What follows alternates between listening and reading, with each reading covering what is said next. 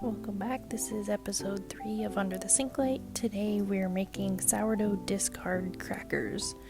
So the first thing is I'm just combining the discard from the sourdough starter that I just fed and from what I had collected the day before. This discard is from day 2 and day 3 of feeding. After the day 1 feed, I did not keep that discard. I went ahead and actually discarded it. So I just combined them in a larger jar because at this point I was going to be feeding the starter twice a day, so I was going to have a lot more. And then I just scraped down the jar a little bit to keep it clean. And then I have about 3 tablespoons of melted butter. It's not 100% melted because you don't want it to be hot. I grabbed garlic powder, kosher salt, and then dried basil. So this is really only going to be 3 ingredients: your discard, some butter or oil, and then the seasonings of your choice. And this would be a good time to preheat your oven to 325 degrees Fahrenheit. And then we're going to get 1 cup of that discard.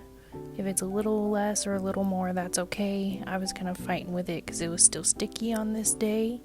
And then I just wipe down or clean down the jar because it's going to go into the fridge.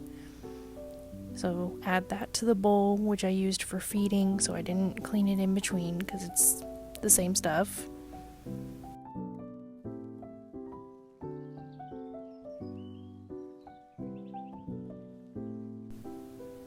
And then you will add in the melted butter or olive oil. And I did 3 tablespoons.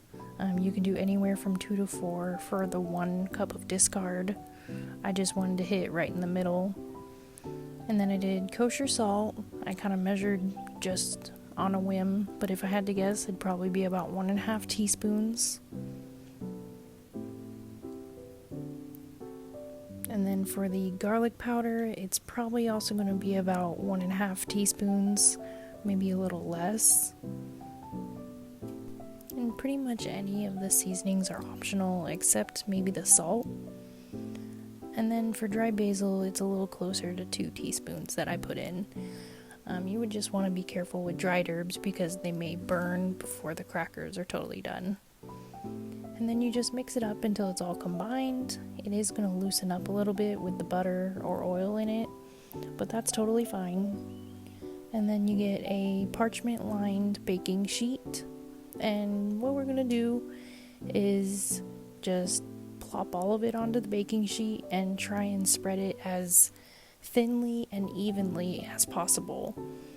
This batch I didn't do the best job of getting it very evenly, so I do have an uneven bake at the end. But you get better with practice, and this was one of the first couple times that I made these. So I definitely took it under advisement that I should pay more attention to the evenness of the spreading before it bakes.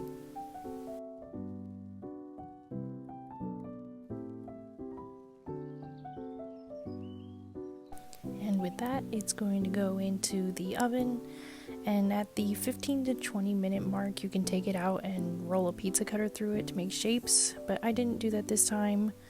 But it cooked for a total of 40 minutes, and this is what it looked like after. You can see here where that uneven spreading comes in because some of it is a little bit harder to tear apart. But if you have it totally even, they will snap off with no problem at all. Also, if you choose to run a pizza cutter through it to make cracker shapes, they will come out baked a little more uniformly than this batch did. Just because there will be more individual edges that will cook separately instead of as one whole slab of crackers.